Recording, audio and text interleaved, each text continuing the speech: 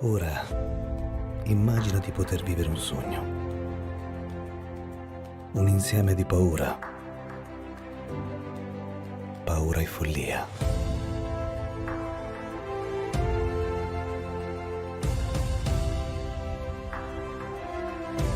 Più veloce dell'immaginazione.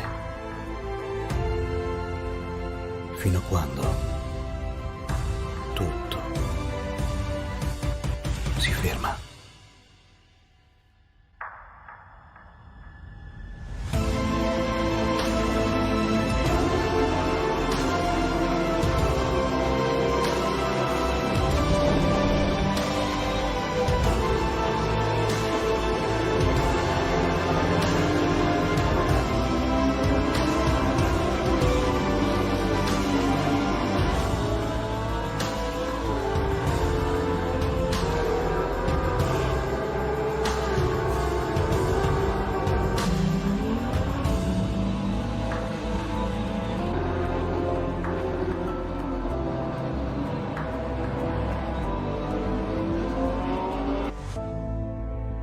Ora il sogno è diventato realtà.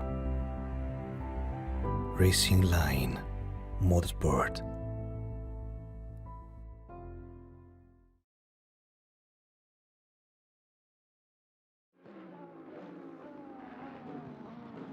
Good evening, race fans. My name is George Smith, coming to you from Racing Club International, and it is a great privilege and honor to be able to bring you guys this event. Of course, we'll be bringing you guys some English commentary for the Race for Fun event taking place here at Spa this evening.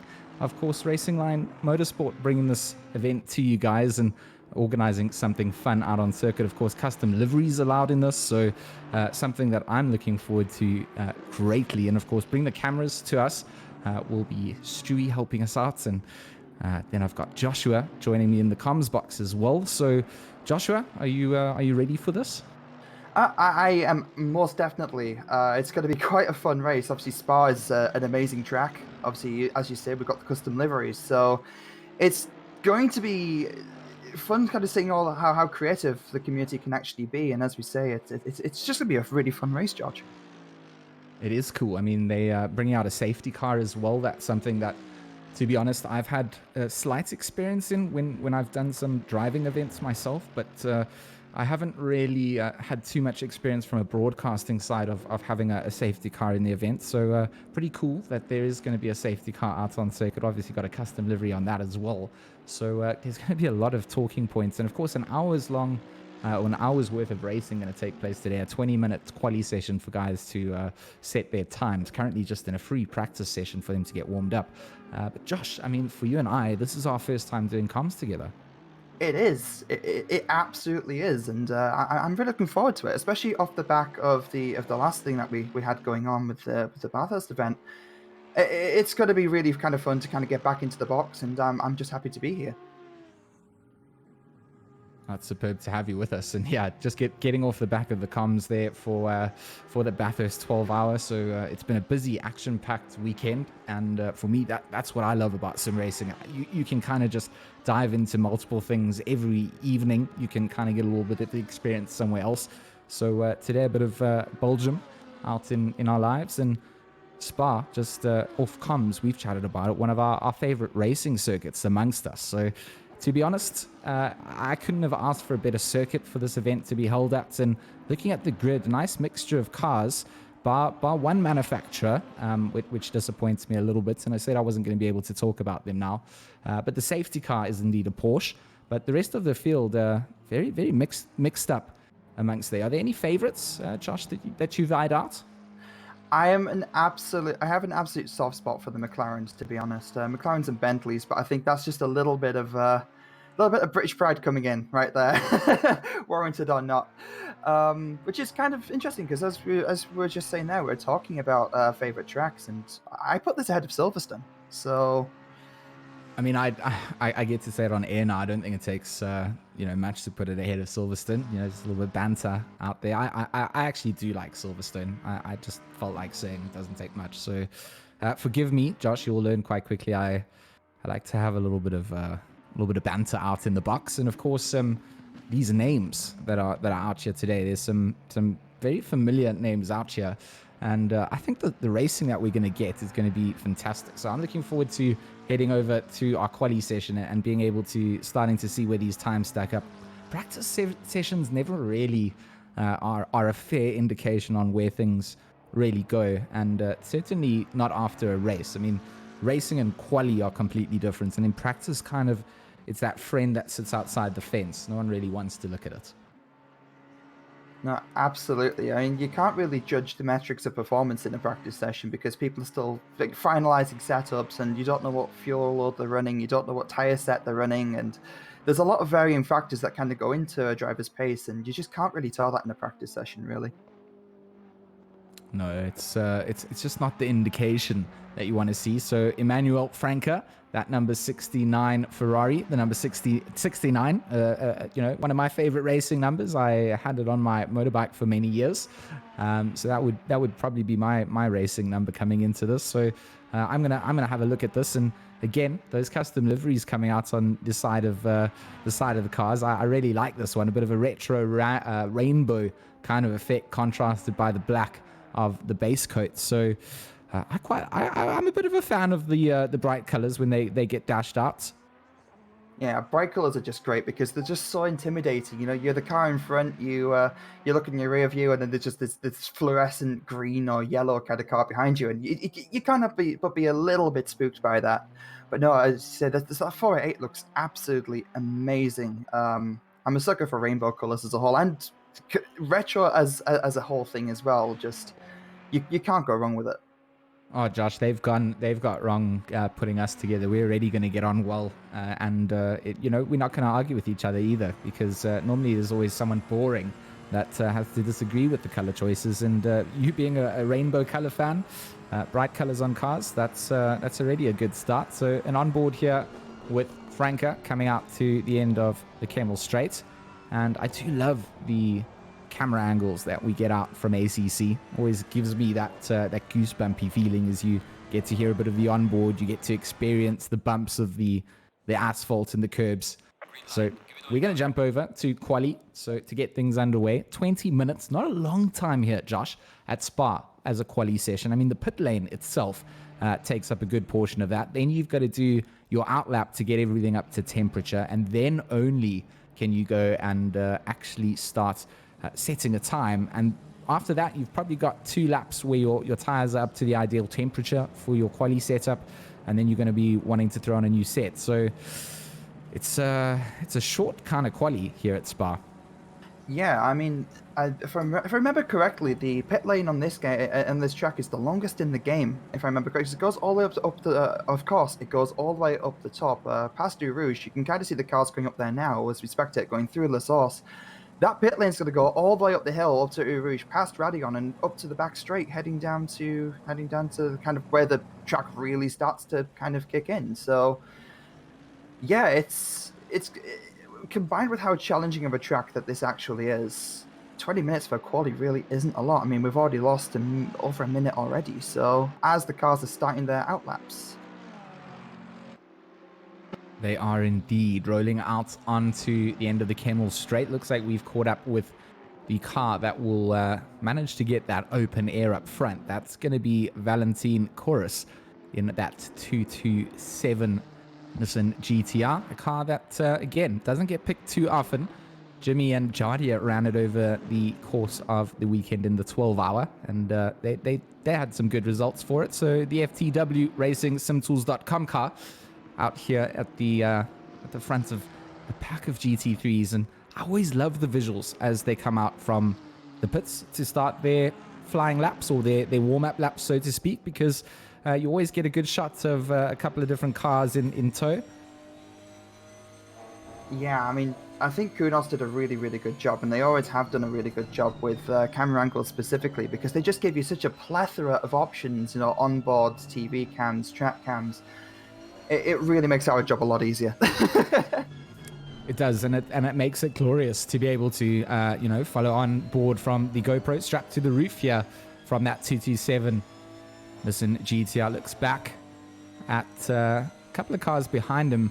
And these 3 or 4 cars that we see in shots are really kind of the cars that have got themselves quite a nice bit of air out front compared to the rest of the field. So they really got the jump down as soon as that green flag was waved for the start of the session. And of course, Valentin Chorus gonna do a nice onboard lap for us as we go on board with him. Josh, why don't you take us for a flying lap here at Spa? Okay, let's see if I can remember my coordinates. So we're on board with Valentin now, going down into La Source. I think we're braking around about 150 meters at that point, but I'm not a driver, so let's find out. Heading down La Source, it's run down to Uruge. You're just kind of flicking up through the gates, and across Uruge is a massive kind of uphill. I think it goes up something daft like 3 or 4 stories. It's a lot bigger in real life than you realize. You're kind of going up. Some cars can take it flat, but not in the Nismo. Going up through Radion, and I can't remember the name of the back straight here. And this is where all my track names kind of disappear. The Kemmel, it's the Kemmel Straight that he comes down now into, and then he gets down onto the brakes, Josh, for Lecombes. As again, this is a very interesting corner. A lot of overtakes get made coming out through here.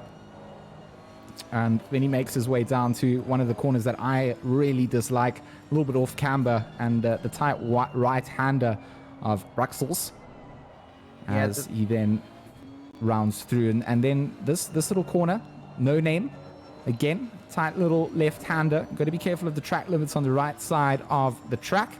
And then the famed, very quick double left-hander of Puon, where again, it's line over everything. If you make that mistake and you enter wrong, you're going to have to get off the accelerator to wrestle with that understeer, get back onto the power, and then you come down into the likes of Campus through into Stavelot. And these last corners, again, just all about managing that car's direction and carrying as much power as you can go. Porphyria is the exit through, where of course you then are flat on that accelerator pedal, and you don't lift from here on out until you get onto the brakes then for the bus stop. Blanchamore will be where he throws it in for the left-hander again. Track limits on the right side, got to be careful of them. And then back onto the anchors for the bus stop chicane, and trying to carry some nice speed. So it looked like a nice lap there from Valentin Chorus. Now it's the rush down to the timing line.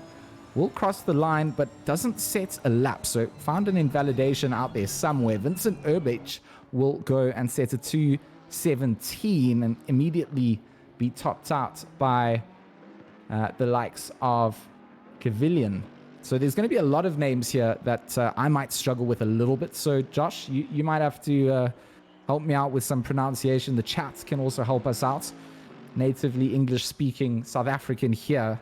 And I do struggle sometimes with some of the Italian names and some of the other European origins. So, you know, we can have a little bit of a learning curve out here. But Cavillion stays up top with a 2:16.854. Urbich into second place.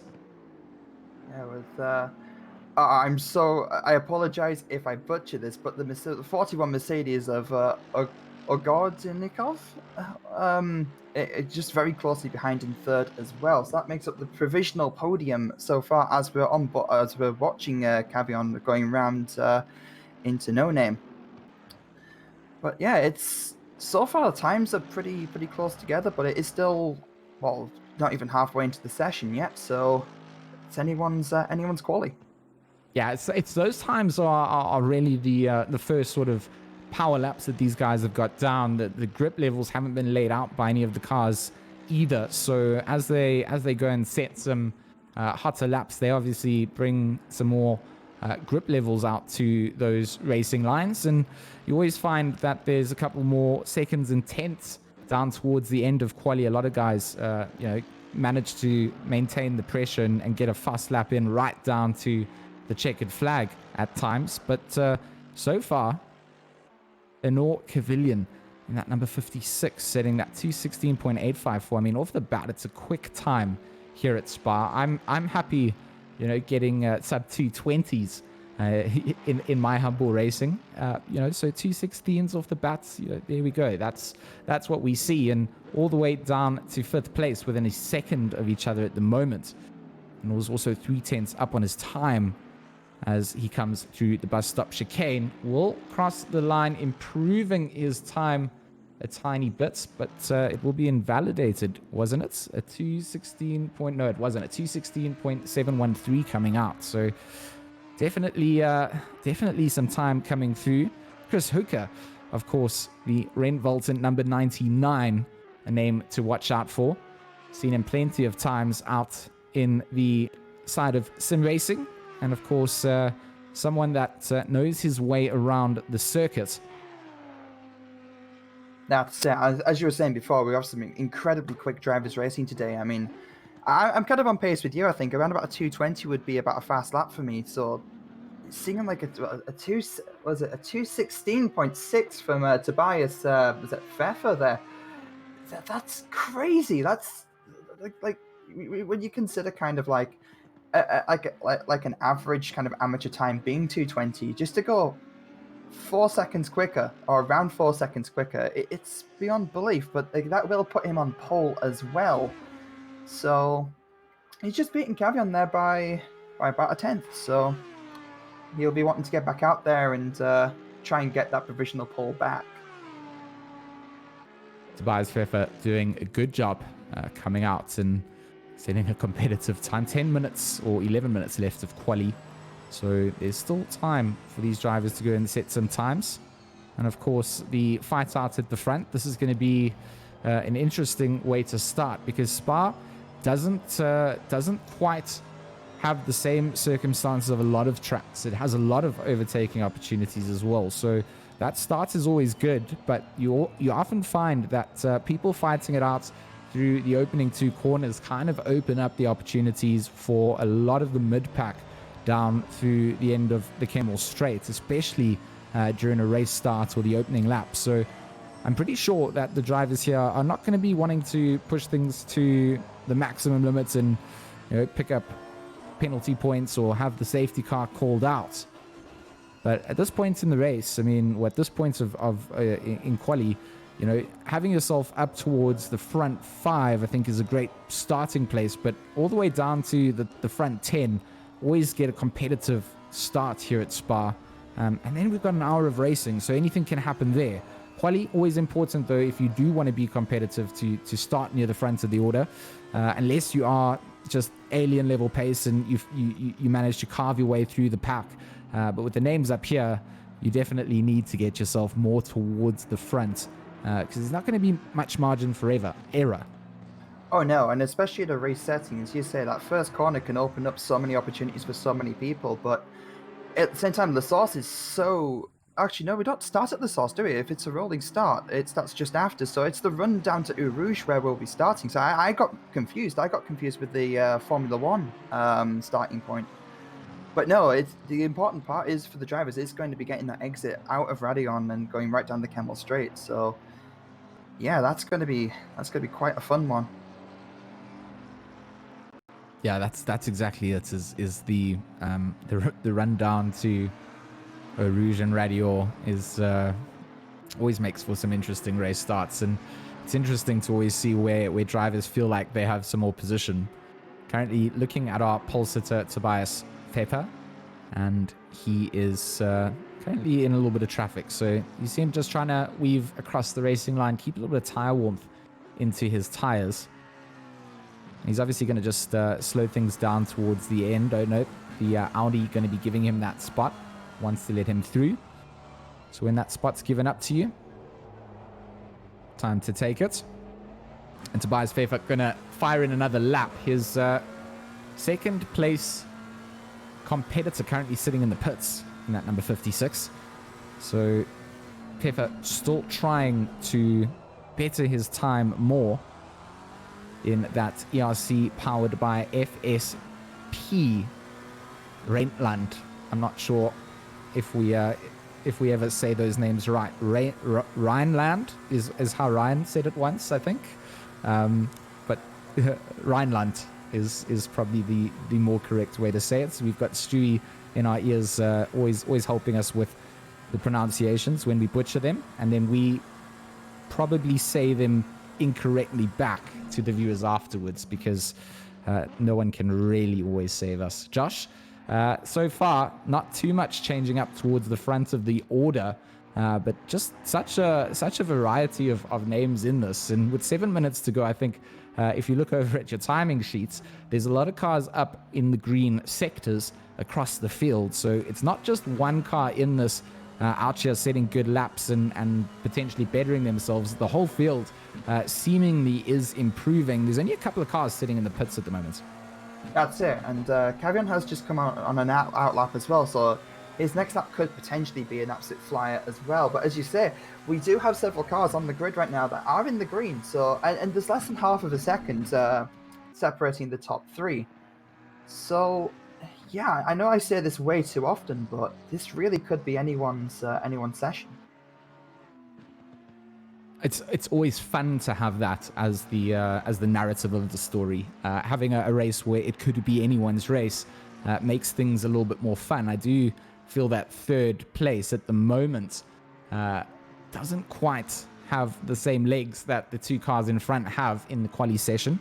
But light fuel loads are one thing. You know, when the car's filled up and having to go around for an hour, it's going to be a completely different story. So it will be interesting to see where everybody stacks in overall. But Tobias Pfeffer here, going to come out through the bus stop again. I'm not quite sure that he's going to better his lap time here. 2:16.656 was his best, and a 2:16.761 comes out. So not enough to go better, but Kavillian in that number 56 AMG in second place is out on track, as is Igor in that number 41 AMG. A nice sort of lemon and bubblegum flavored car. I mean, could we go with that? The like and subscribe team? The lemon and sky blue, I think would be about right. But no, it seems for the Mercedes are really, really strong here. Obviously, straight line speed with the Camel Straight line speed is so important on this particular circuit. So it's not really a surprise to see the Mercedes so strong here. But Pfeffer is making that McLaren work, can I just say? It really is. And I've seen some talk of people mentioning the McLaren as a car that isn't really picked up too much of. And to be honest, I haven't really, in my mind, marked down that the McLaren is a particularly dominant car out at Spa. So very interesting scenario to find the 720 out at the front. I mean, I believe it's the 720. It's not the 650, is it? It would be the 720, I believe. That is absolutely correct. It's the standard in-game editor livery editor on the side. So I believe that is the 720S. You'd be correct.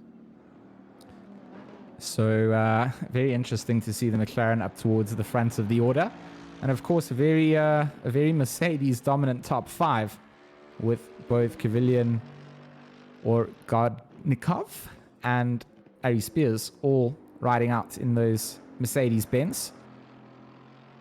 Urbich making the most of that Ferrari as well. So the Ferrari's a very balanced car, I'd say. It's never a bad pick, but it's never the best. It's kind of like a jack of all trades, master of none. But sitting in fourth, only 0.351 seconds behind the leader. Again, making it work. I mean, this livery here is completely custom, right? This is not the in-game anime livery on the Mercedes, is it?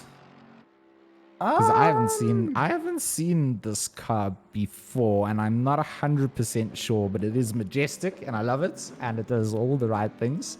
And seeing it up towards the front doesn't make me sad. So if you know if this is actually in the sim, I don't main many other cars other than a Porsche, so when it comes down to the stock liveries, I'm not too au fait with those.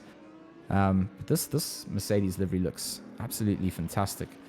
Oh yeah, it looks absolutely great. On the topic of liveries, I'm flicking through my order now, and I want to ask George, do you have any liveries so far that are really standard? Because we don't do custom liveries in our events normally, so this is kind of like well, I know you have experience with them, but this is completely new for me. So I want to ask, is there any livery right now that it's standing out to you? Like, is there anyone that you kind of think is, yeah, that's pretty good? I mean, Josh, I don't like the fact that you're like that kid that goes through the Christmas presents ahead of Christmas Day and knows what's wrapped up. I haven't actually flicked through all the liveries yet. I've kind of been waiting along with the viewers to see what we get from our broadcaster Stewie. And currently, the PCDC Motorsports Ferrari, the number 12, currently being driven by Vincent Beach. Of course, I'm a bit of a PCDC Motorsports fanboy on the side. People don't often know it, but a community that I found through Reddit once upon a time. And to be honest, I started off racing once upon a time in a Porsche Cup race there. So I might go the way of this PCDC Motorsport, because I feel like it actually looks better than quite a lot of real life car racing liveries on it. But that being said, we haven't seen the entire field as we look at Akos Katefan in at number 194. He's currently up on his lap time, 2/10 up, looking to get himself into the top 10 potentially. 1:33 left on the clock for him to do so in that white number 194 Racing Line Bentley. I was always sorry for interrupting you there. I was always under the impression that the Bentley was actually really strong around here as well. And again, he is still up on his time, I believe. So he's looking to put in a pretty good time at the moment. But he has got that Ferrari in front of him as we switch over to Cavion. Sorry for cutting you off there, George. I'll let you continue. No, absolutely not. I was kind of just on a bit of a ramble, and at times those rambles need to be stopped. So Paul will go the way of Cavion in that number 56. We gave it good luck by loving his livery, and I feel like he's managed to use that out. Will Tobias Pfeffer come and fire back? Of course, he's out on track still. That number 187 720S, not going to miss it in the Lumo Gold. I mean, it's I don't know, Lumo goldy, greeny, yellowy, with a dabble of blue. It's definitely going to be spotted.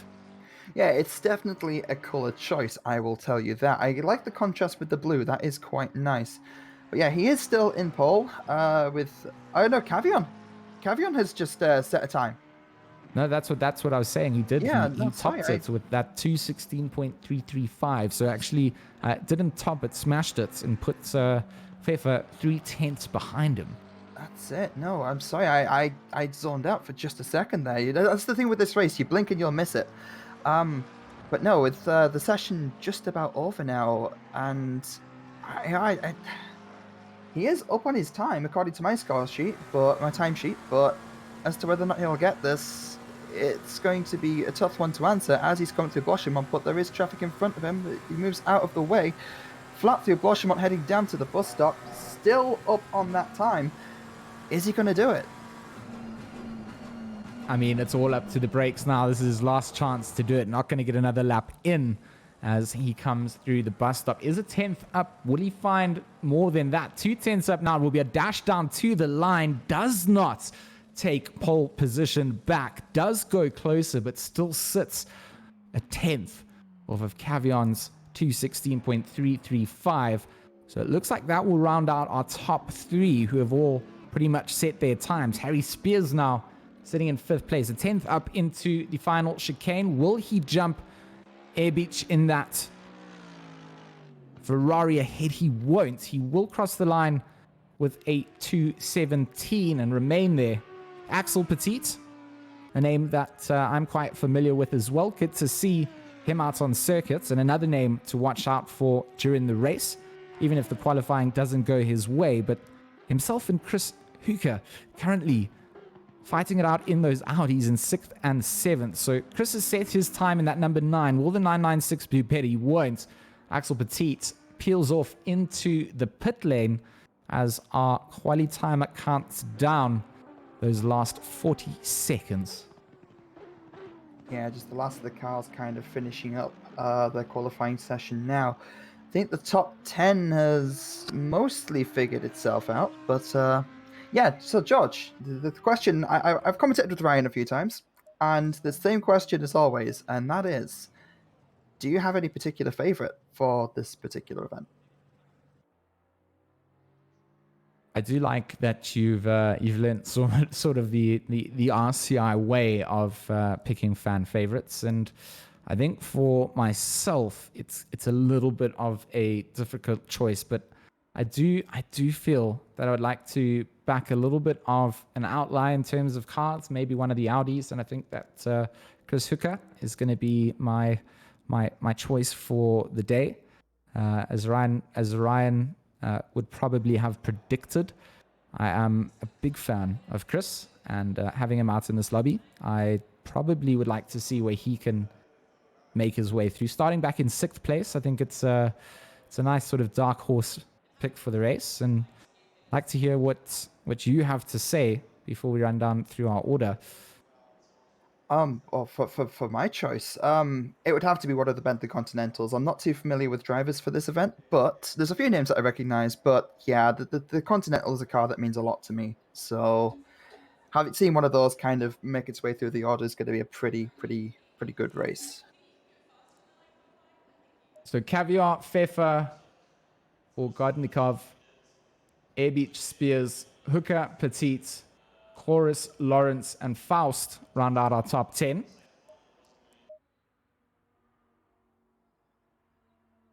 Taverny, Alfanaro, Geet van Hind, Prendergast, Doricott, Romganogli, Burrows, Fernandez, Panzo, Gallen, Pedrozzini, Franca, Lurini, Pozzoli, Matabelli, DeSantis round out the rest of our grid order in terms of their quali positions as we just jump back into our race session. Our drivers all rearing and ready to go. They've got 3 minutes, of course, to make those final adjustments to those race setups and just make sure that everything is set up to go for this hour-long race. Yeah, I can imagine some of the more amateur drivers in this pack. You know, these 3 minutes, they are the longest 3 minutes of your day. To be honest, the nerves that can kind of come in at this point. You know, you're on the grid. You don't, especially if you're starting more towards the back, you don't want to biff the car in front. You don't want to, as Jimmer would say, you don't want to punterino. And ruin somebody else's race. So at the same time, you still want to do well as well. So obviously, that's going to be interesting to see how those guys make their way up through the field. Because at the same time, this isn't a track where kind of like a back of the pack breakthrough is impossible. Like, you can start at the back and still achieve a really good result just because of the nature of the track and because some of the high speed corners, and there's a lot of overtaking opportunities, and more so than on other tracks maybe. I think that's pretty much why I love Spa, and I think the races here are always so interesting, is the fact that we do have the ability to have some good overtake moments. And you see a couple of those cars up on their air jacks, and that just means that they are in their setup menus and making some final changes. Of course, dipping down at the very last minute, readying up gets you the warmest possible tires that you will have when you pull away. These GT3 cars do start with the tire blankets on. So they start with warm tires and they do their outlap, which doesn't do much to maintain the heat in them. So the first lap is always on a colder set of tires and brakes. Yeah, it's just finding the temperature in those brakes and tires is so important. I remember watching a David Perel video, and he was saying that often they'll run the brake and the throttle at the same time just to try and get that temperature in them. And I think it was actually on Spa in the video where he was actually explaining that. So, fun fact, it was in the same video, that the sound effect of the brakes scraping against the pads in ACC, apparently that was him. That was his suggestion to the devs. So you are right on that. He gave them feedback immediately and said, "Oh, there's definitely a couple more cockpit sounds." So it's always good to hear that there's some real life drivers. Any minute now, we'll be able to start to hear these guys start up their motors and pull away. We'll be able to do a fly through of our grid order as they start to pull away and run through the field. I'm going to attempt my best to do these names as best I can. Of course, a lot of names new here for myself, but an absolute pleasure to be here and bring you the action alongside Josh and Stewie, of course, from Racing Club International, helping out Racing Line Motorsport with their Just for Fun event. Cars are lining up and we're ready to do a fly-through of our grid. As Anor Kavilian lines up ahead of Tobias Pfeffer. Igor Rognikov alongside Vincent Airbeach. And then we've got Harry Spears and Chris Hooker side by side. Axel Petit and Valentin Chorus.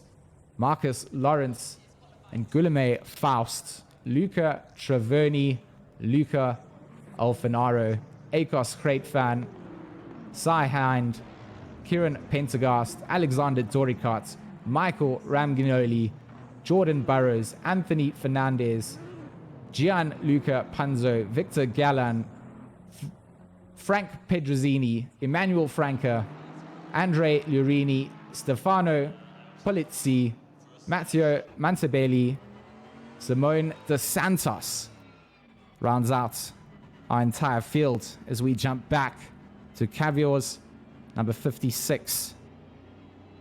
Pole sitting AMG making her way down the start, or the Kemmel Straight, should I say, ahead of the pack.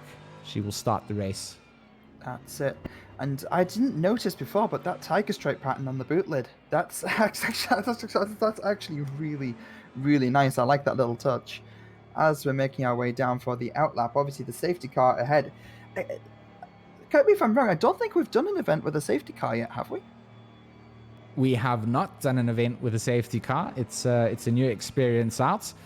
So it definitely makes for a new experience for a race to take place with. And I hope that we'll be able to also convey the action correctly with the safety car going out.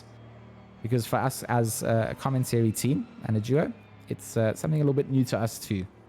Yeah, just trying to keep up with that and obviously keep up with any incidents that might happen on track. But when I'd like to say that we won't see any, but at the same time, with the source being as tight as it is, it's often a source for a source for certain kind of racing incidents that that can occur, sadly, but it makes it all the more interesting to watch.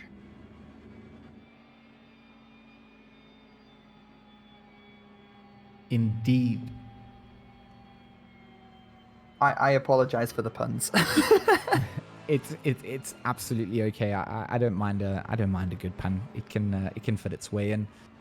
So out through Puan, they've made their way around, and you can just see how slow these formation laps actually are when you get to follow on board with the cars. So it doesn't do much for those tires and those brakes to get them up to the temperature that they need to be at. And unfortunately for the drivers, that does mean that Radio at the top of it before they peek through. They've got to go through a Rouge, but that sort of complex of corners is always so difficult on a race start. So rounding out in single formation they go before they will get themselves into double formation. Yeah, just last stretch now of the formation lap, and the drivers will just be wanting to just to get going, really, and start this hour-long race at Spa for the Race for Fun Racing Line event.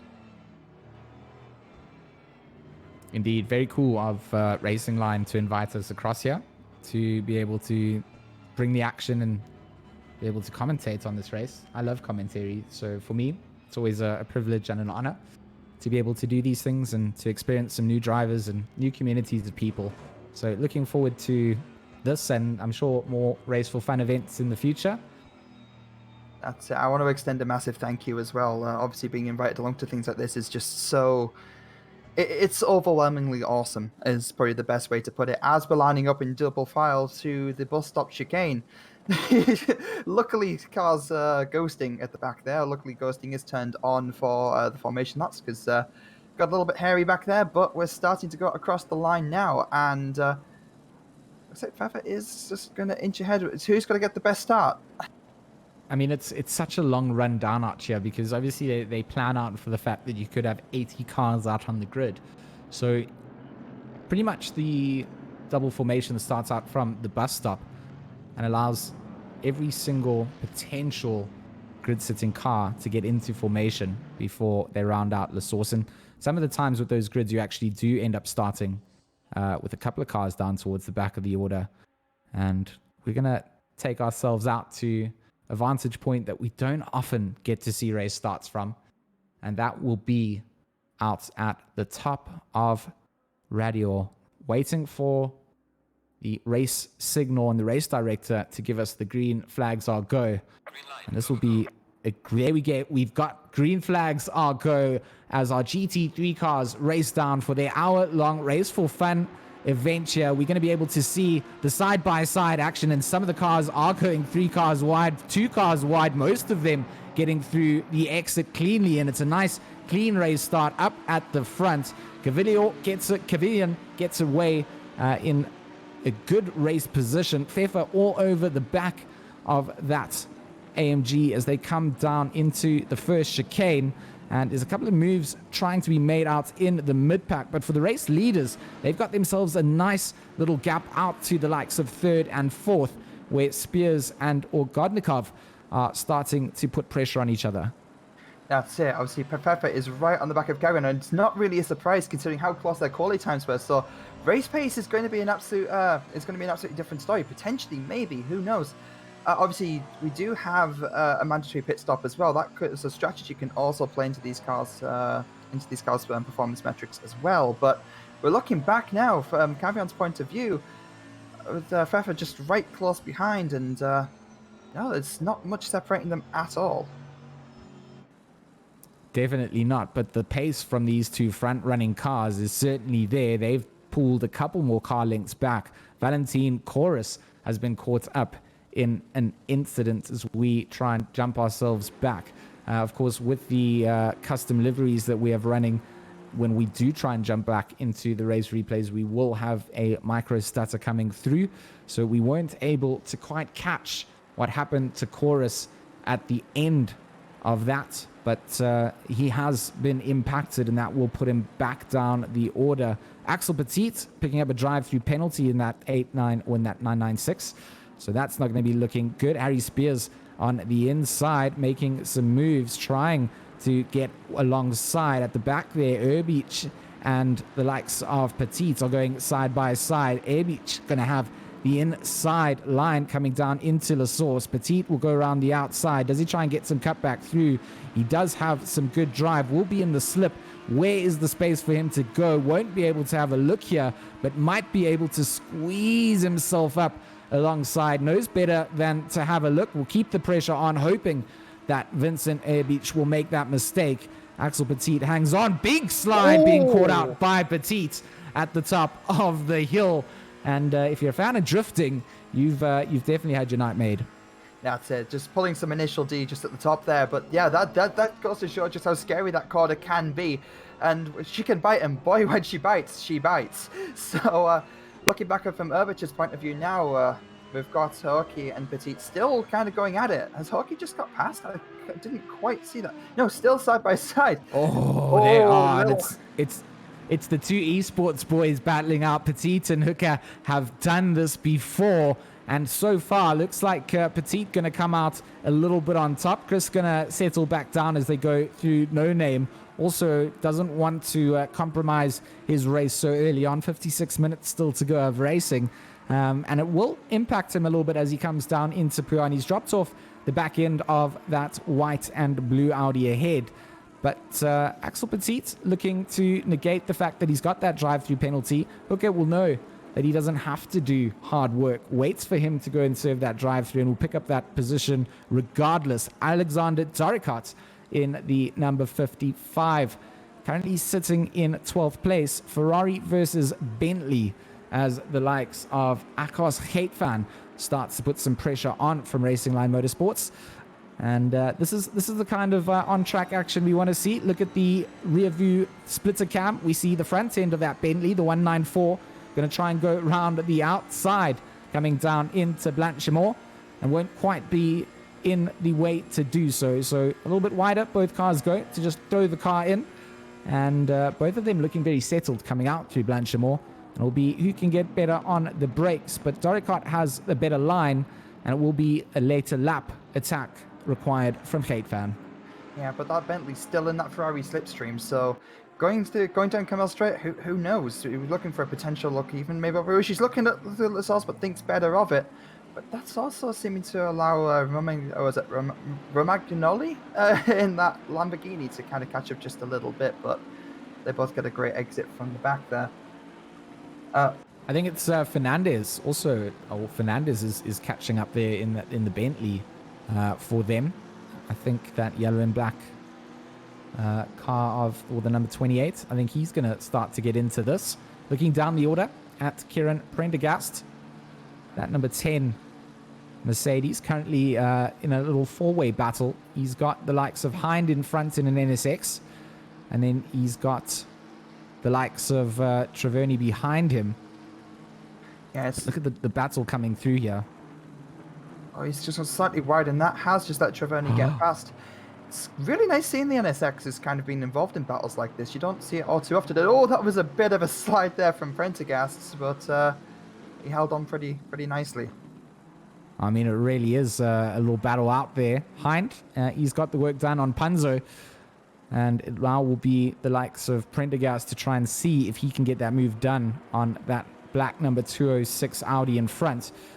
It's always a good place to try and make a move when a driver's lost a position, because their mental space, I always go on about this when I commentate, because once you've lost a position, you already feel like a little bit perturbed by the fact that it's happened. Out through Puan, the run coming out from the Mercedes also just holding on to all of this through the action. So I mean, this is what you want to see. This is people pushing it to the limits with 53 minutes left to go. Does he have a look towards the inside? Does not, thinks better of it. And we'll just continue to settle along. Yeah, there's still a long way to go in this race. And oh no! Prendergast has lost it. Oh, as I was just about to say, as you settle down and try and find a rhythm, just, finding that rhythm sometimes means making a few mistakes. And Travanari has been given a 5-second penalty as well, but I'm not entirely certain what for. But that's something also to bear in mind at the end of the times. Indeed, they do have a mandatory stop to serve here, so they can serve those time penalties when they go in. Up the inside goes Travaneri, and the NSX takes the position over Punzo out through the exit of the bus stop. Down to La Source. Will the Audi try and have an answer back to this? He will not, and will have to just settle for the exit. That's you see, Fefa is just really kind of still on the back of Cavillon. So, damn, this is currently a two-horse race for the lead. It really is Tobias Fefa just trying to force the mistake out or get alongside so that there's a fair line, but doesn't seem to have been able to get into that position. Very wide from both of them out the exit from No Name. They have to be careful to not pick up track limit warnings and then eventually get handed out a drive-through penalty. In through Puan, again, you just see the defensive line being held out by that number 56 Mercedes. And right behind, we face from the leader. And a good view we see of the front end of that number 187, 720S out here, doing a good job to represent McLaren up towards the front of the order. There's only what seemingly is two McLarens in the grid. The other, number 77, sitting down in 20th place at the moment. So it's up to the manufacturers to represent right now all the eggs in the basket of Tobias Fefa with his McLaren. McLaren versus a herd of Mercedes in the top 5, also rounded out by Airbeach's number 12 Ferrari. So some surprises coming in there in the form of the Ferrari for me. Also a car that I don't often see picked up here. But good to see all the manufacturers out here and all the drivers, of course, coming out to support the Racing Line Motorsport Race for Fun event. The Twitch chat, you guys have been great. We do see you out there. We can't read all of your comments because not all of them are in English, and we don't want to embarrass ourselves, but good to have you guys out here supporting all the other drivers. We absolutely love the support. Exactly. It's really nice to see such a bunch of cars. I mean, I'm looking at the manufacturers list now, and I'm seeing BMW, I'm seeing Lamborghini, Bentley, Honda, Nissan. It just races, just cars you just don't normally see. Look at the run. Look at the run here. Look at the run. Look at the slip coming down. Nowhere to go from Cavillon as they come down into the braking zone. Inside line has been gained by Tobias Pfeffer. Will he be able to make... Oh, that is a move to behold. It's not easy to make it stick through because you got to give each other room to breathe. And Tobias Pfeffer just comes through with a classy bit of overtaking and takes the lead of the race with 50 minutes to go on the clock. That was it. That's the sort of overtake you can't do if you don't have that confidence in the car. I also see that Franca has picked up a 5-second time penalty in that 69 Ferrari. But no, that was an amazing move, and that is just turned the lead position on its head so far. But Cavillon is keeping up, so it's not out of the question yet. Still a long way to go.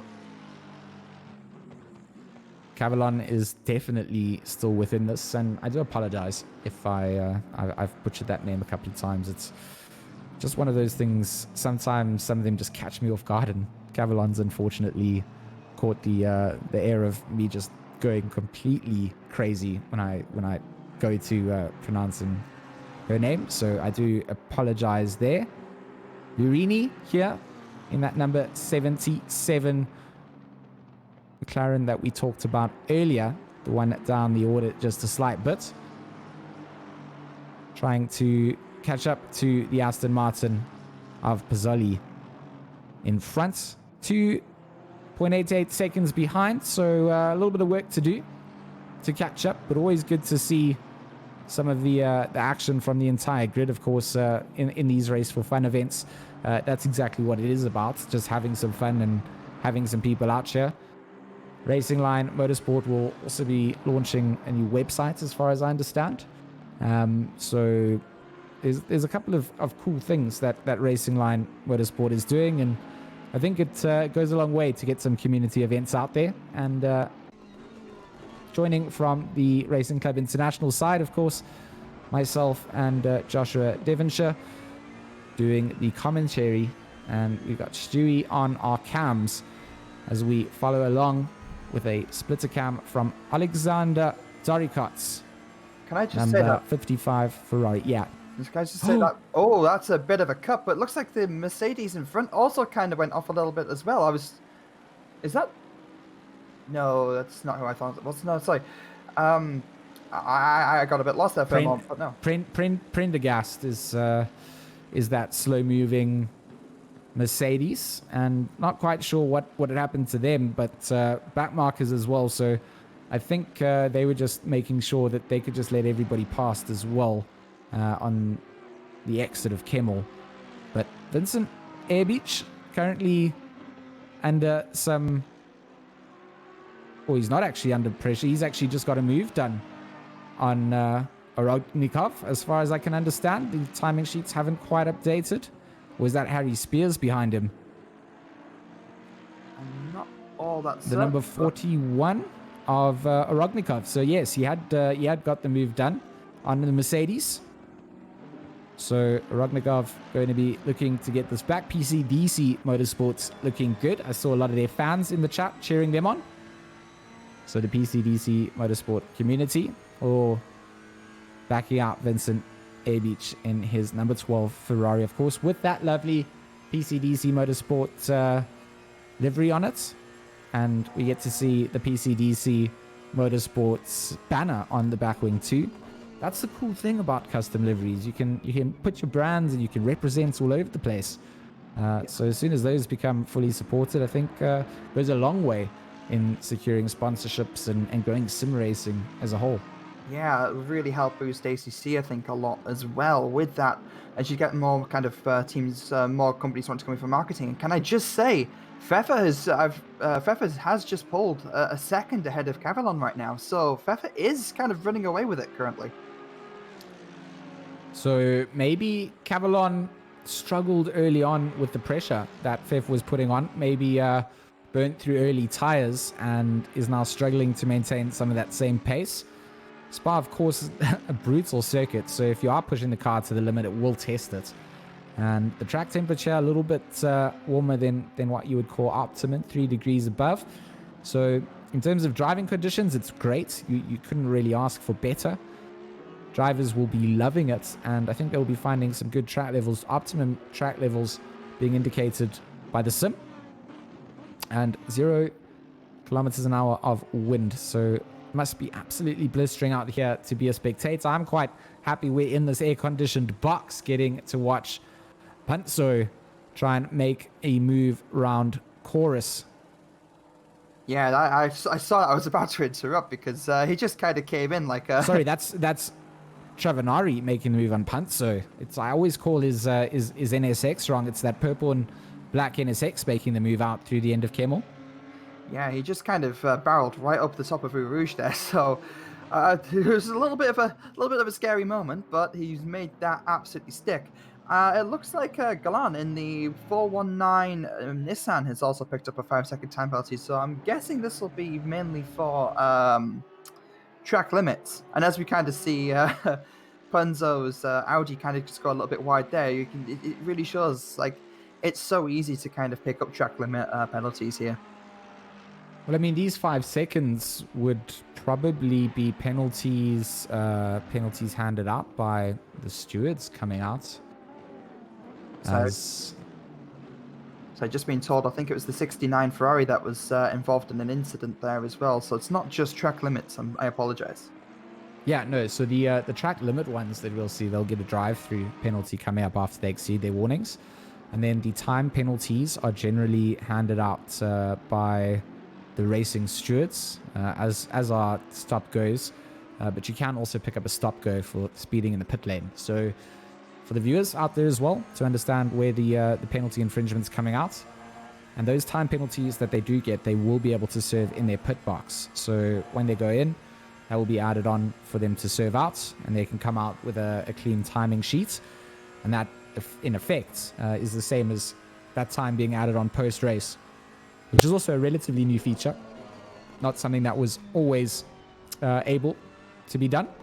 So cool that you can go in and serve the time penalties and have it all reflected. Always nice to know where you stand in a race at all times, rather than permanently having to do maths on the fly. And it's maths on maths, because you're permanently doing fuel calculations and checking out your tire pressures and working out what you need to change if you do need to change something. In terms of mandatory pit requirements, I'll just have to double check on what these guys will have to serve going in. As far as I understand, that mandatory stop doesn't quite have a requirement, but the mandatory tire swap, and they have to make the decision whether they want to throw fuel in. So got to change the tires, makes them push it, and they might be fueled for the race, or they might be adding fuel in, doing sort of lighter fuel stints, and trying to keep the car as light and competitive as possible at all times. So we can see Pfeffer just pulling away from Cavian just a little bit more now. The gap's increased to currently 1.5 seconds. So seems to be that he's just kind of starting to run away with it a little bit, but who knows? The undercut could potentially be a thing. Obviously, strategy plays into this as well, and that McLaren's pace is really kind of coming out. It's very surprising. Really is coming out, and we talked about it. Qualifying is one thing, race sessions are others. And good to see all of our drivers still just pushing it out to the limits. The likes of Alexander Zarikot. Yeah, as Anthony Fernandez coming up behind him in that Bentley, that number 28. Yeah, he's still right on his tail, so he's going to be looking just to take another pass. I mean, he's in a pretty good spot. He's in the slipstream. If he gets a good exit out of La Source, run up the Kemmel Straight, who knows? It can happen. Got to admit, I love both of those liveries at the moment. I actually saw the Kaspersky one as I was testing to make sure that the liveries had installed correctly on my system, and that was it's such a beautifully professionally done livery. But I'm loving that yellow and black as well. I'm sorry, I'm like a kid in the candy shop at this precise moment in time as we're belting up Eau Rouge through Radion. A little bit of a gap forming, but again, anything can happen. It's a long race. Nothing wrong with fanboying over some of the custom jobs that people have put in. It takes time and effort. to create the masterpieces that are some of the custom liveries out here. And the Kaspersky one, you're so right, Josh. You're so right. It looks like it was part of the sim, to be honest. So it caught me entirely if you hadn't mentioned the fact that it was not a standard livery. It was one of the customs that you tested out. I would have thought that was part of the sim. So it looks great. The Bentley behind it equally black and yellow. Can't go wrong with that in terms of finding some track colors that stand out. It's very caution into the wind. It screams danger, and I think that's what you want to do when you're coming out here. If you've got the choice to make your car look intimidating, do it. Darikot goes for a big slide out the mid part through Puan. That's going to impact his run down into the chicane, and it's all about the curbs that the Bentley can take. That's the difference here between the Bentley and the Ferrari. So much more of the circuit can be used and abused by the big Bentley, and it really can then get the power down a little bit earlier, whereas the sort of twitchy, tweaky nature of the Ferrari lends to be a little bit more on the side of caution. Got to be careful of where you put that car, and not a big fan of using all the curbs, and you got to try and avoid them as much as possible. Yeah, you do not want to pick up those track limits infringements. As we're looking at that Bentley, looking like some kind of angry wasp in the rear view of that 488, as he's just inching his way a little bit closer, lap by lap, but not really finding the opportunity to get past. But no, you're completely correct. The Bentley's kind of a bit of a boat in the corners, but it can just kind of run onto those curbs and get a pretty good exit. But it's not to say that it's slow. He has to hit the brakes slightly. It's just a better line through the source, but that's setting back just a little bit. But he's still in the slipstream, heading up with Rouge towards Radion, and again, just another lap, another attempt. Another day, another dollar. He's gonna just kind of hold on to the back of that Ferrari as he cuts just slightly at the top of Radion there. It's so easy to do because it's so blind. The elevation just, like, looking at this track on his screen doesn't really do the elevation justice. Doesn't at all, and it did look like a big race or line cut coming out from the Bentley there. So I feel that he did gain an advantage too. If you saw the 10th slow down, gotta be careful not to pick up those drive-through penalties. Always going to be costly when it comes to the checkered line. Akos Geitfan in that 194 Racing Line Motorsport Bentley holds down 11th place. He's trying desperately to get himself up into the top 10, get himself into the famed top 10. And then from there, you make your way up into the famed top 5. And then from the top 5, you make your way into the famed top 3. And if you finish third, you'd want to finish first. That's the nature of racing. Racing drivers are not happy with positions that they sit on track. And even when you're in the lead, you're permanently on edge to keep pulling that lap. So as things stand, Tobias Pfeffer leads things away for the Racing Line Motorsport Just for Fun race here at Spa. Enor Cavallon sits in second place. Harry Spears in third. Vincent Airbeach in fourth. Igor Orognikov in fifth. Chris Huka in sixth. Seventh for Marcus Lawrence. Luca Alferrero in eighth place. And ninth place goes to Guilherme Faust. So Michael Romagnoli? Romagnoli? Romagnoli? Romagnoli. I like that one. Romagnoli. I apologize in advance. I am so sorry. I mean, I said at the start, it's going to be a bit of a struggle to get them all out, but hey, at least it's a learning experience for us both, just as much as everybody else right now. Romagnoli rounds out the top 10. And then it's the likes of Akos Kreitfan in 11th, Alexander Darikot in 12th, Anthony Fernandez in 13th, Cy Hind in 14th, Emmanuel Franca in 15th, 16th for Luca Travanari, Valentin Chorus in 17th, 18th for Gianluca Punzo, Andrea Uranini in 19th, Simone De Santos in 20th, 21st for Matteo Montadelli, Jordan Burrows in 22nd, and Victor Gallen in 23rd place. So all of these drivers coming out, putting their best foot forward, and deservingly getting a readout of their current positions. Even if I butchered the entire name, I will learn, I will get better, and hopefully Racing Line Motorsport will invite us back nonetheless. Maybe next time Joshua will just do the entire broadcast in Italian. I will. Lots of lessons will be needed.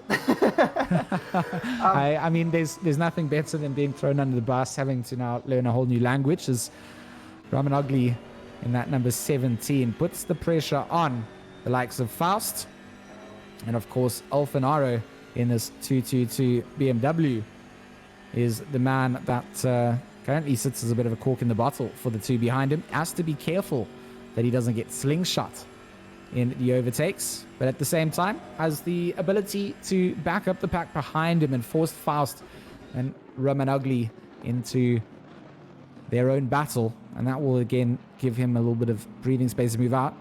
Romanoglu in that Ferrari looking a little bit loose as he kicks it through the bus stop chicane. That's going to cost him a little bit onto that battle, onto this 93. That's it. I'm also looking at the timesheets, and I am seeing Feather pull an even bigger gap on Cavallon at the moment. But I'm looking at this. I'm looking at the timesheets, and Trevor's last lap was a 17.7, but his best lap was a 2:17.157, which is only what? It's less than a second from the qualifying time. But this is in full race trim with worn tires and a tank of fuel. So that's actually really, really impressive. He's going for that, and I have an esports expression for that, and I deem it disgusting to come out and be able to pull those kind of lap times in a race setup, like you said. Perhaps he's going quite light and going to throw some fuel into the pits. That might also be part of his strategy, but at the moment he's not too far with his quali pace, like you said, and doing so under both race conditions and under those racing circumstances. So Romagnoli still continues to see if he can find something on Faust. Alfanaro. Yeah, that pack is staying very, very tightly together as we're going through Buon. The Alfarano in the BMW, I think it's the sole BMW on track. It's nice to see it, actually. And I think in the events that we've run before, when we have seen the BMW, it's not been the incredibly strongest car on the grid, but, you know, Luca is making it work. Better. I think they got the best line out of the lot. As the Lamborghini and the Audi are going side by side through there, the Audi's been pushed a little bit wide. But it looks like Romagnoli has just made that move stick on Faust, and yeah. I think he did. I think it was a good place to see if he could get the move done, and it seems to have not impacted his run down through Blanchimont either. Faust still going to try and see if he can look a little bit later onto the brakes, perhaps, but that opportunity has gone, and Romagnoli will go into the pits to serve his mandatory stop. Feels that he was maybe making a couple of mistakes there. We saw his Lambo getting a little bit loose and doesn't want to have to fight in that pressure zone. So will make the call to go into the pits. Doesn't want to get himself, put into a position where he's not in control. Gets undercut by the driver behind. So he's going to make the early pit stop call. And Alexander Darikat here in 7th place, as the likes of Fernandez behind him a little bit down the road. We've seen what these Bentleys seem to do down through the exits and up onto the Kemmel Straight. They do seem to find something. So if they can't find the slip, that's going to be ideal for the likes of Fernandez behind. Darikat is chasing down and trying to see if he can get closer to Faust in front. Because if he can dispatch Faust and put another car between himself and the Bentley behind, that again is the goal to getting to the end of the race without having to defend the entire time. 30 minutes of defending is going to destroy tires. I know they're going to be changing them, but you're still going to be wanting to get the most out of them during the stint that you have. So if you can minimize those on-track battles, it certainly helps jump your way up, and it also helps jump you in the pit stops. If you get out have a good clean race out and someone's gone into the pits and they get caught battling, you jump them. You know, it's literally that easy.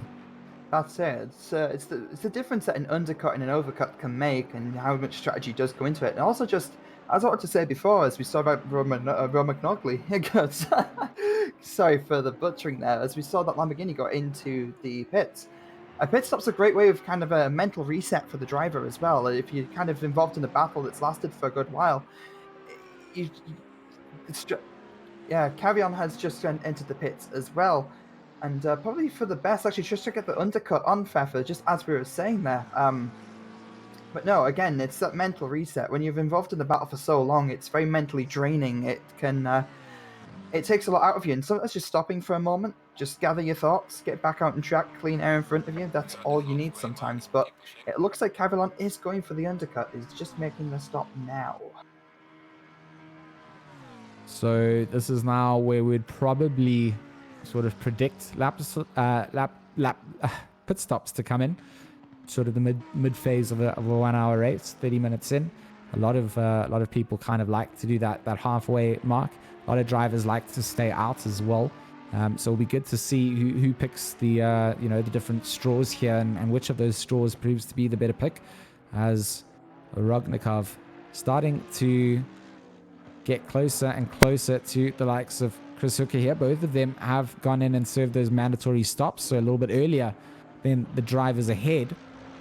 But this, in theory, would be the leading two cars who have pitted, bar the likes of Cavillon up in what will be 7th or 8th place when she eventually comes out and things get updated. But yeah, this is that battle for a potential podium position spots if they can get their way up towards some of those guys that are still making their way out the pit lane that we see. So the timing sheets in ACC don't always update immediately. They leave things a little bit to mystery, but within the next lap or so, we'll get a good picture of where everybody stands after their pit stops.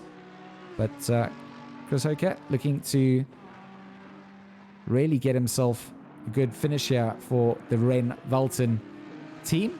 And talking about custom liveries, we get to talk about the Ren Valton livery on this, and I think it appeals to our colors, our color choices of being bright and standing out there, the blue and the orange, and a bit of a fan of the what looks like chalk graffiti vibe. I mean, that's how I would describe it. Oh, totally. It's almost like a modern take on the famous Golf livery, if I'm completely honest. So it's really nice to see. Yeah, it does look good, and I'm a big fan of the big crosses or checks on the roof and door panels. Gives me a bit of a skull and crossbone vibes from a distance. You know, again, danger be warned, we're coming through. Backmarker is going to move out of the way to make space through here. Oh, was that contact there? Just a little bit of a touch, I think. But sorry for interrupting. No, just a little scrape of paint, a little bit of some sky blue and yellow being scraped off onto the side of the bare bones car behind them. And, just a friendly reminder, just like, hey, look, I'm here, I'm coming through.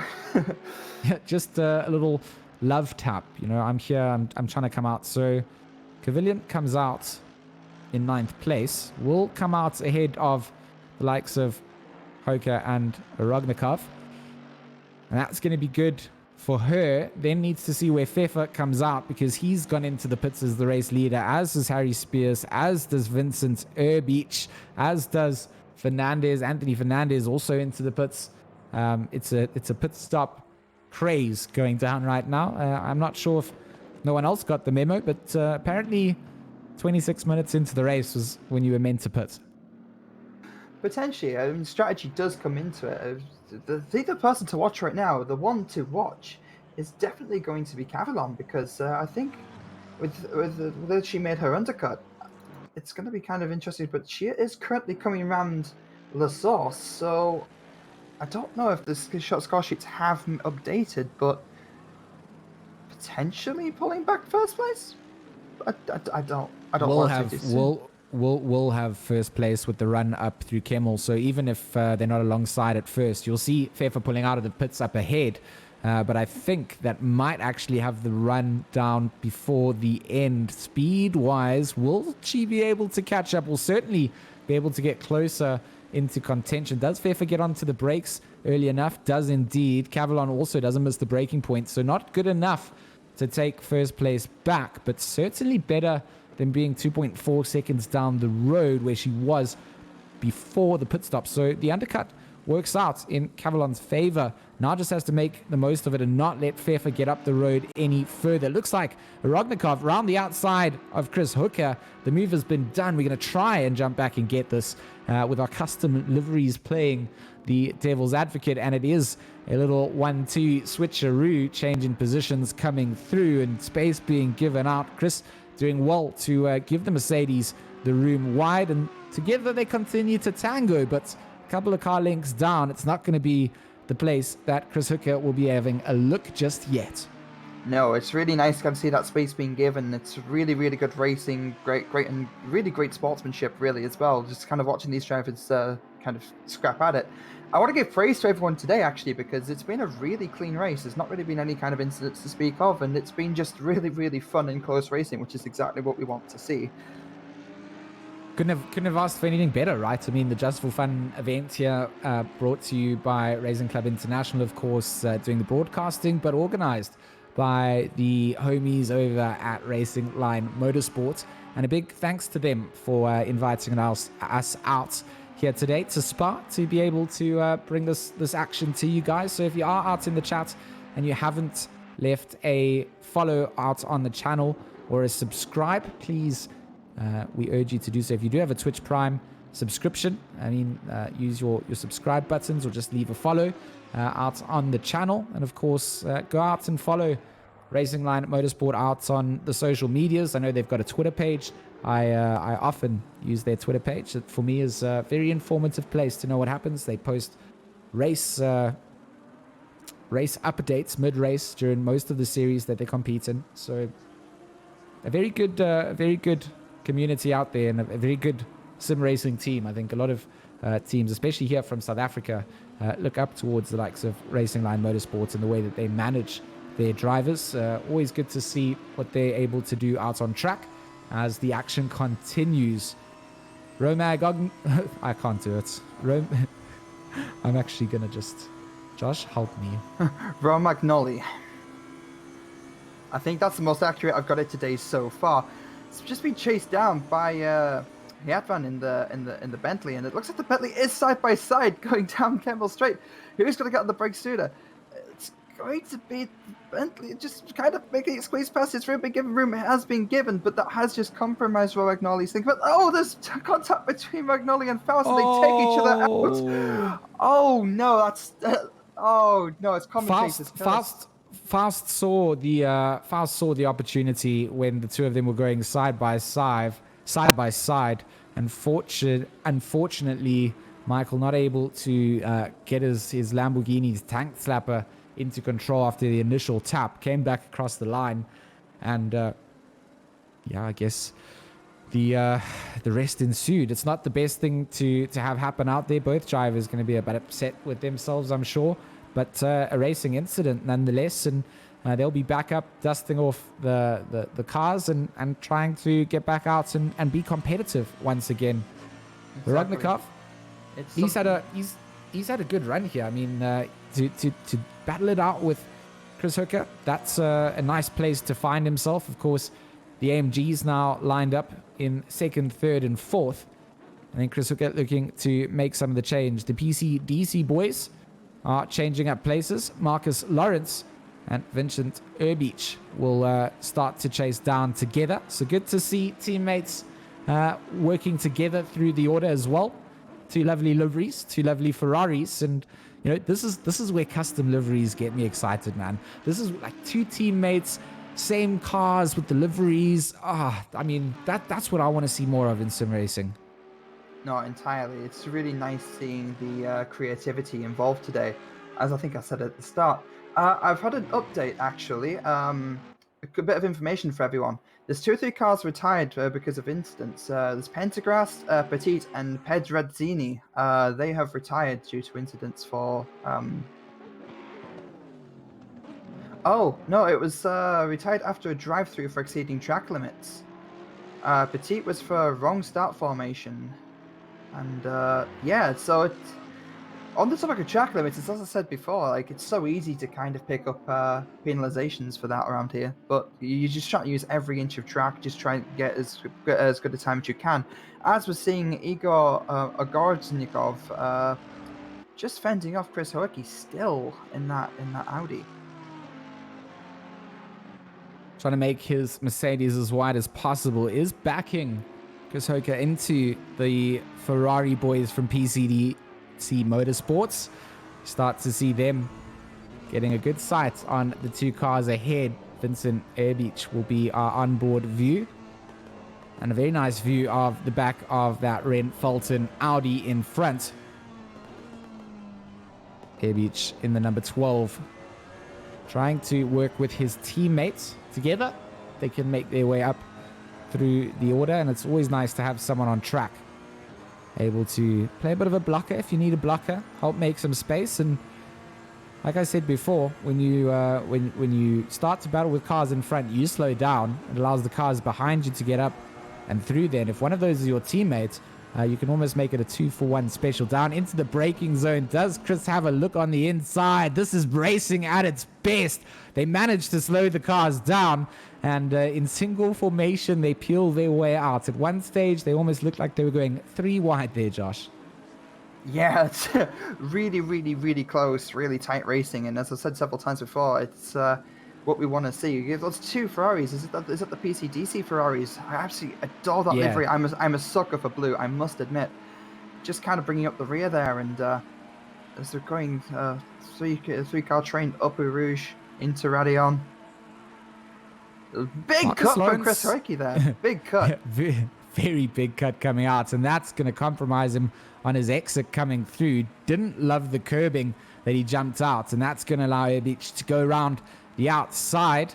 And where will he go now? And see if he can look towards the likes of Rognikov in front of him. We get to follow along on board with that rear splitter cam from the number 12 PCDC Ferrari, as Chris Hoecke tries to get one of these positions back. 4 cars all out on track, separated by less than a couple of tenths, all fighting for position. And with 18 minutes to go, it's starting to heat up. As you get down closer to 10 minutes, that's the final push where you're driving flat out. But it's almost like a thermostat. You're gradually turning it up until you get to maximum. And from 20 minutes, that's when you're starting to get the push. You've got a new set of tires on. You haven't come to the limits of where those grip limits are, unless you put it severely early. But you really now want to use that. You want your last lap to feel almost slippery because you've pushed it all the way through those last 20 minutes. That's it. You just kind of want to keep as consistent and obviously keep the pace as possible. Get into a sort of a rhythm and just try and keep up with the cars around you, really, and not get tangled up, because obviously time and pace and consistency doesn't mean anything if you get tangled up into somebody else's mistakes. So we see that the cars start to separate out just a little bit. So as the tires are probably actually no, before pit, but these guys got in a bit of an undercut, I believe. So these guys are maybe on slightly older tires than the rest of the field. So who knows?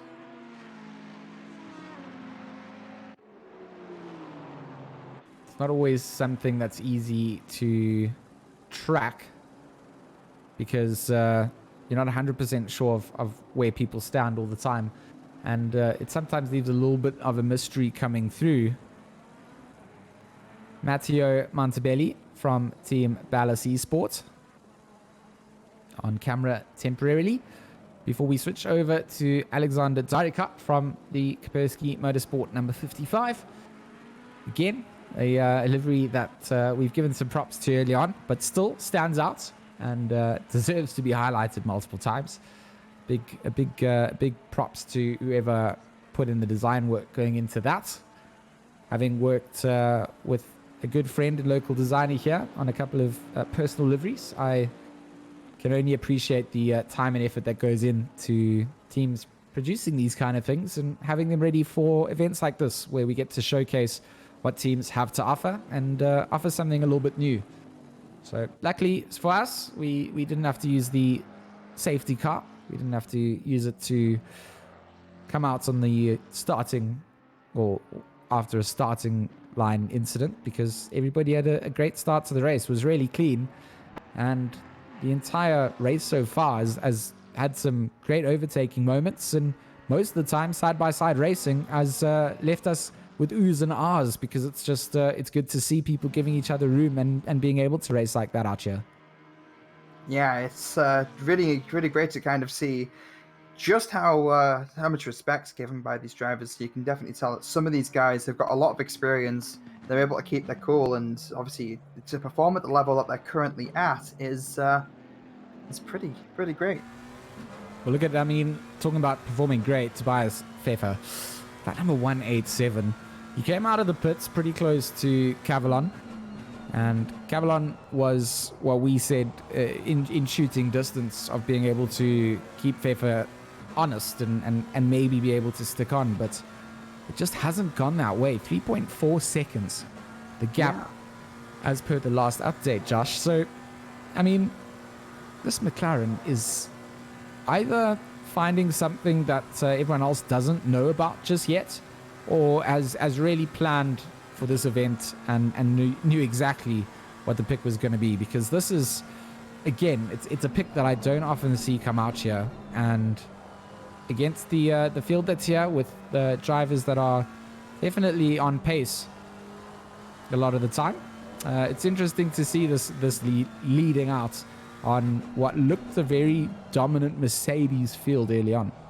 No, exactly. I mean, the McLaren does seem quite... I'm not going to call it an easy car to drive. I don't think there's such thing as an easy car to drive in this game, but he's definitely kind of making the most out of what it has to offer, and he's just demonstrating exactly why he's an SRO driver as well. So this guy's quick.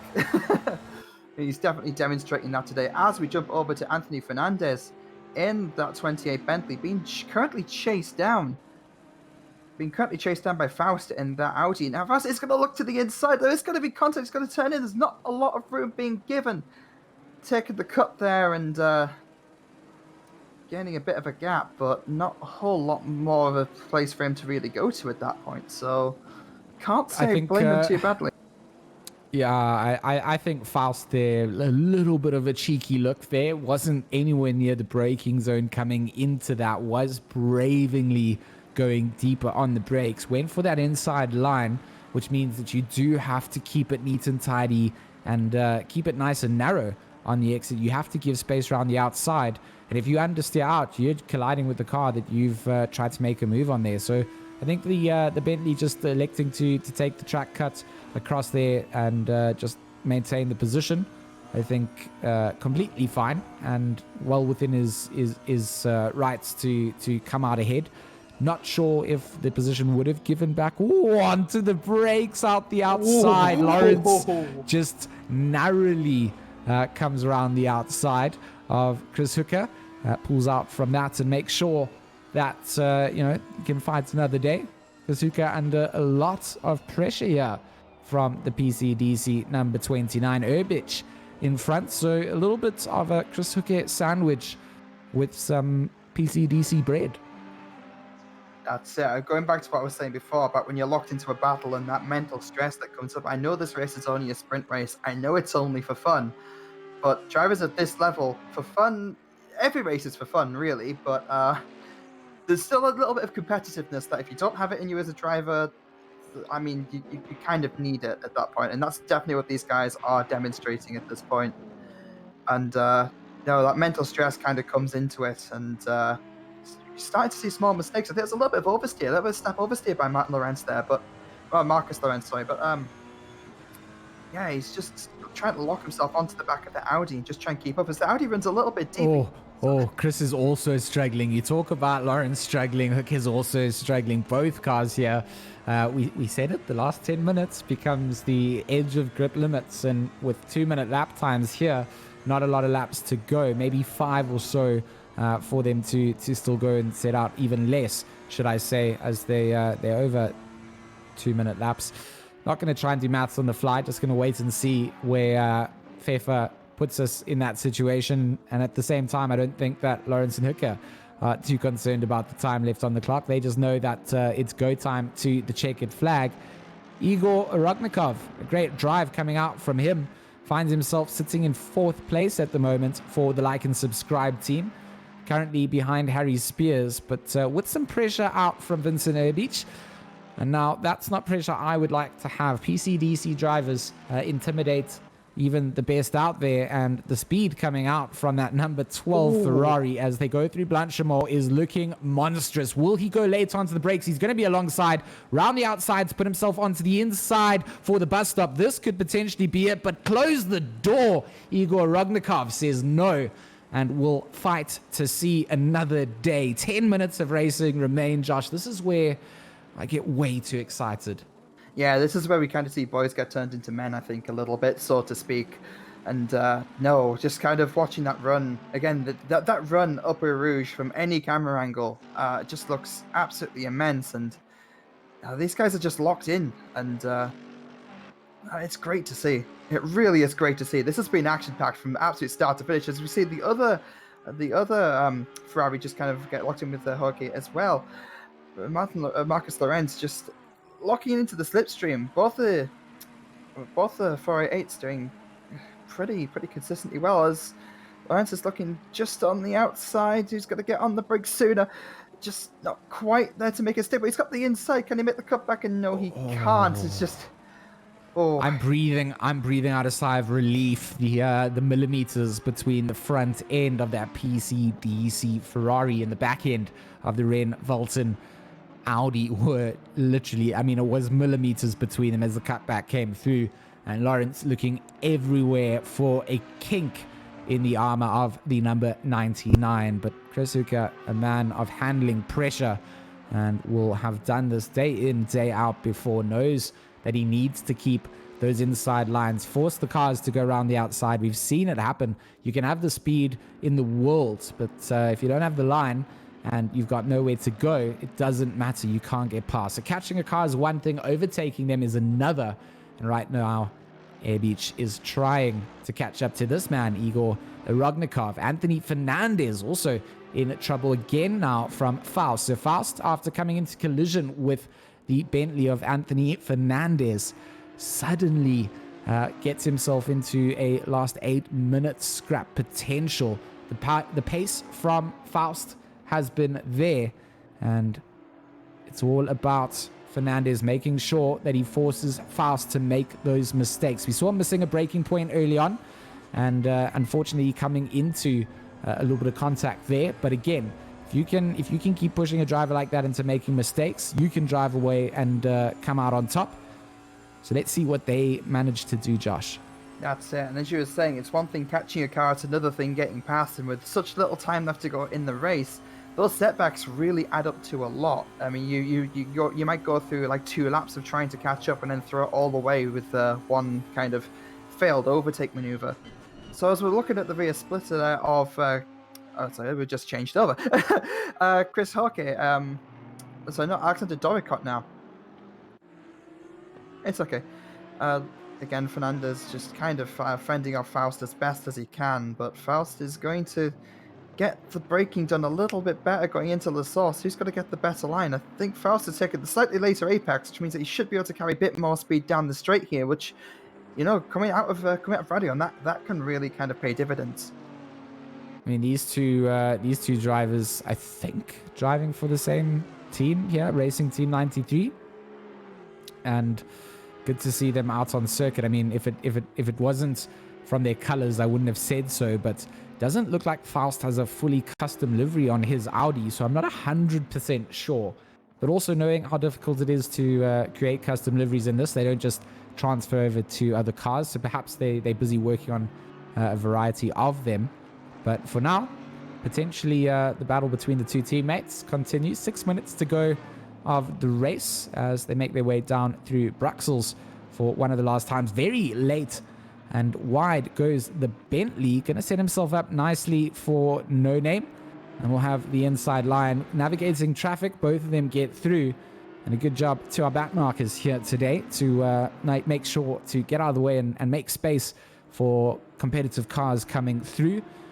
Drivers know that when that happens, that they just don't want to be involved in causing something that ends a race for position up towards the front of the order. But the number 28 and 93 continue to just go line for line as the Audi slowly but surely, apex by apex, closes that gap down here to the Bentley.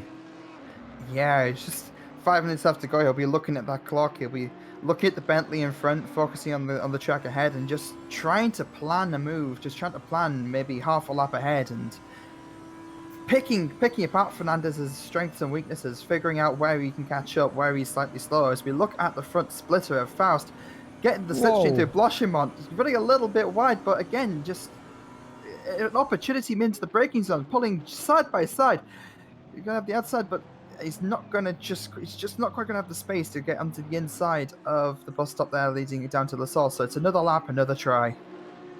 You have to go so much later to go around the outside on the brakes, and then you're braking, almost missing the chicane, but you get the car stopped before the turn in and giving you the inside line. It's a very difficult line to do, and if you do brake early, or you brake too, or how do I say it, if you brake incorrectly there, you cost yourself a lot. So it's a big commitment coming out, and it will definitely be a benefit to the lead driver when someone does that. So 2 teammates scrapping it out, moving over to Igor Orognikov, still doing a great job to just make this Mercedes as wide as possible where it needs to be wide, just holding off that PCDC Motorsport Ferrari from making his way up the order. So 4th place currently being held by the Like and Subscribe team. PCDC trying to take that crown away and rain on the parade.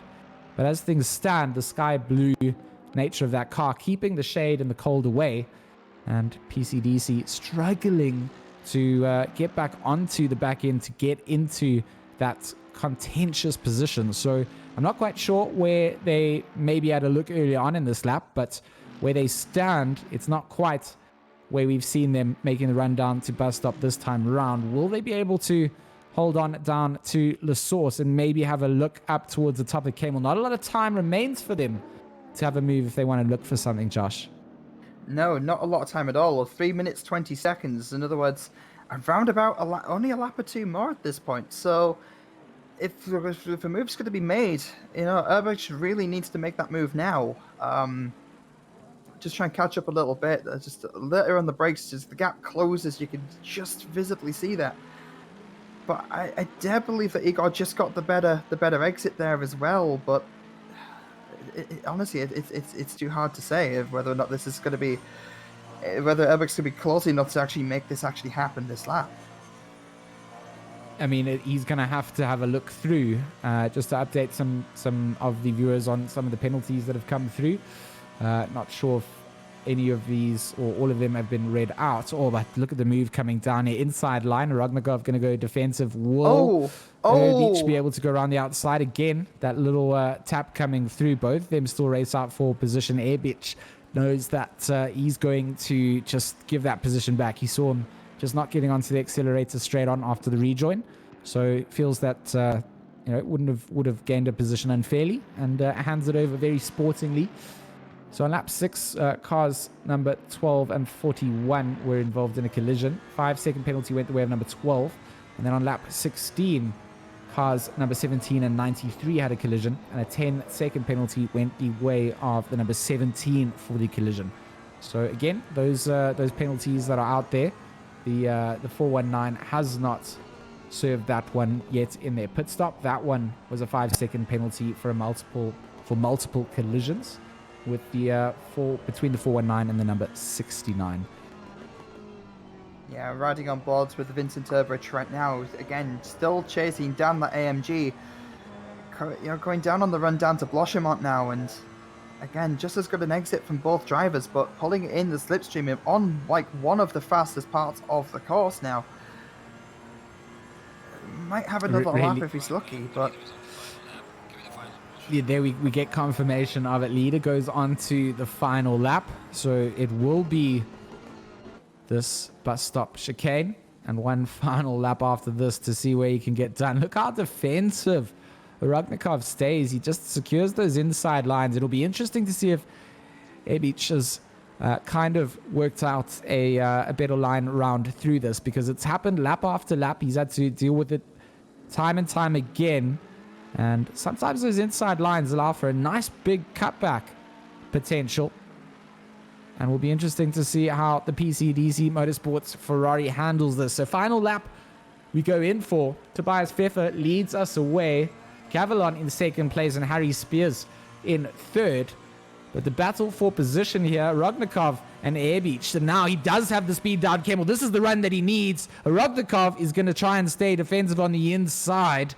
And now onto the brakes. Where do they go? Has he made a mistake coming through? Airbeach again gets forced out wide. Big drift comes out, manages to keep the car on track, and now has to shoot back. Rognikov, an escape exit, made a mistake coming through. Now down into Bruxelles. They're going to go side by side again. Round the outside.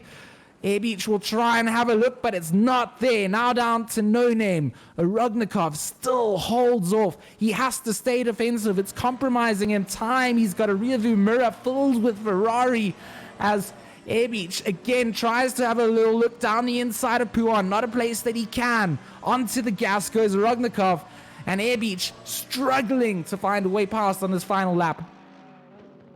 That was just insane. And Airbeach is still coming back for more. I think he's just pulling the gap just a little bit closer back down again. It's still not over. If he can get close enough, the bus stop is still a possibility to make that move stick and take fourth place. And fourth place, where it's not a win, it's not a podium, but it's one place off of a podium, and that's a position that he's going to want pretty badly. Our leader is going to be finishing the race anytime soon as he comes over towards the bus stop. We get a shot of him going over the line to take the win for the ERC, powered by FSP, Rentland, number 187, McLaren. Cavallon in that number 56 takes second place. Harry Spears will take third overall. And Igor Rognikov now, can he do it? Can he hold on? Both of them going squishy through the exits, but it will be Igor Rognikov in that 41 like and subscribe team to fight it to the line ahead of PCDC's Vincent Airbeach in that number 12 Ferrari to take home fifth place. Chris Hooker from the Rentvelton team in that number 99 Audi will take home sixth place. Marcus Lawrence in the 29 Ferrari takes home seventh. Doricott and Alfanaro will chase it down to the line. Alfanaro will go over the line in 8th for the BMW. Doricott will take home 9th place. Hatefan will round out the top 10. Hind will finish in 11th place. Faust, theoretically 12th. Fernandez will cross the line in 13th.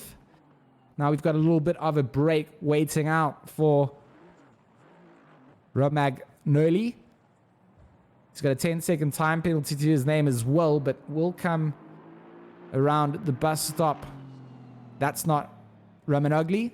That's one of the back markers. And I'm not sure that we will get him coming around the shot just yet. Now. Yes, he's just going over. Oh, wait. Yes, he's just going to the line now. There he goes. Romanogli takes home 15th place. Franca, Gallen, Barrows, Lurinini, Travanari, DeSantis, Pozzolini, Montebelli should all finish in order. Looking at Victor Gallen in that GTR. Going to be crossing over the line. He's actually made a position up here. He's got the position on Franca at the line. He will finish in 16th. Franca goes over the line behind him in 17th place. The likes of Burrows and Lurinini come through. Travanari's finished up. Lurinini for the Ballas team in that 77.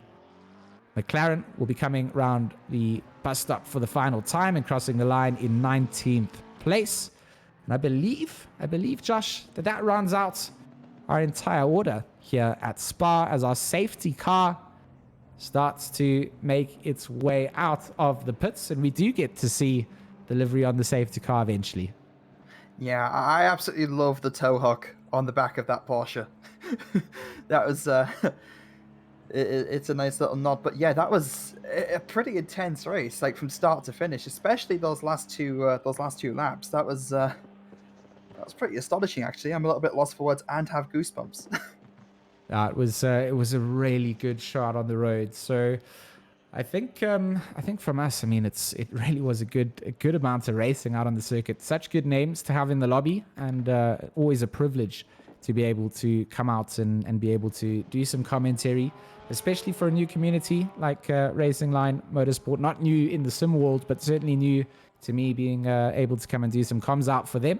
And of course, for us at Racing Club International, we love to reach out and do things with communities. Communities support us, we support communities, and we like to grow the entire sim field as it stands. So as I round things out, we'll get a shot at the finishing leaderboard, of course, with the lovely safety car in the background as well. My name has been George Smith, and it's been an absolute pleasure to bring you this racing action tonight. The Race for Fun race organized by Racing Line Motorsport, broadcast and brought to you by Racing Club International. Our cameraman, Stewie, has done a fantastic job out there. So if you want to show some love in the chat for all the hard work that he's been doing, hashtag Stewie in chat. And of course, comms for the first time between myself and Josh has been really great. So thanks from all of us out here at Racing Line Motorsport and of course Racing Club International. And we hope to see you guys soon in the future.